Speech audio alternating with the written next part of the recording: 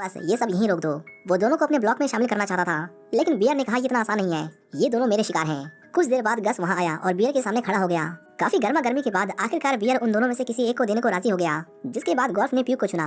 अब प्यूक उनकी गैंग का हिस्सा बन चुका था और उसे हाथ लगाने का मतलब था पूरी गैंग से टकराना। उस रात जब सभी सो रहे थे, गस ने देखा कि प्यूक सो नहीं रहा है। प्यूक ने पूछा, तुमने मुझे ही क्यों बचाया और मेरे दोस्त को उन हैवानों के बीच क्यों छोड़ दिया? इस पर गस ने जवाब दिया कि तुम उसकी तरह नहीं हो। वो लड़का जिद्दी नहीं है, वो लोग जो उसे कहेंगे वो वही करेगा और किसी तरह जिंदा रह जाएगा, लेकिन तुम उन लोगों के बीच एक हफ्ता भी नहीं टिक पाते।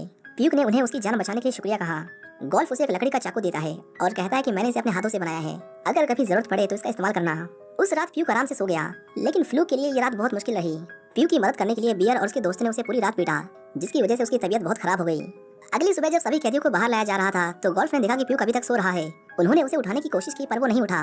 कुछ पल के लिए उन्हें लगा कि कहीं प्यूक मर तो नहीं गया, लेकिन तभी अचानक प्यूक उठ गया और उसने गोल्फ की गर्दन पर चाकू रख दिया। जब प्यूक को होश आया तो उसे याद आया कि अब वो उन हैवानों के बीच नहीं है।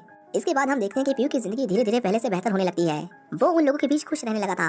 कभी कभी गस अपने हिस्से का खाना उसे दे दिया करता था और पेट भर खाना मिलने की वजह से उसकी तबीयत भी जल्दी ठीक हो गई। वहीं दूसरी तरफ हम फ्लूक को देखते हैं, जिसकी किस्मत प्यूक जितनी अच्छी नहीं थी। बियर और उसके दोस्त उसे हर दिन मेंटली टॉर्चर करते थे। ऐसा लग रहा था कि फ्लूक किसी भी पल हार मान लेगा। कुछ दिनों बाद पर प्यूक से मिलने आती है।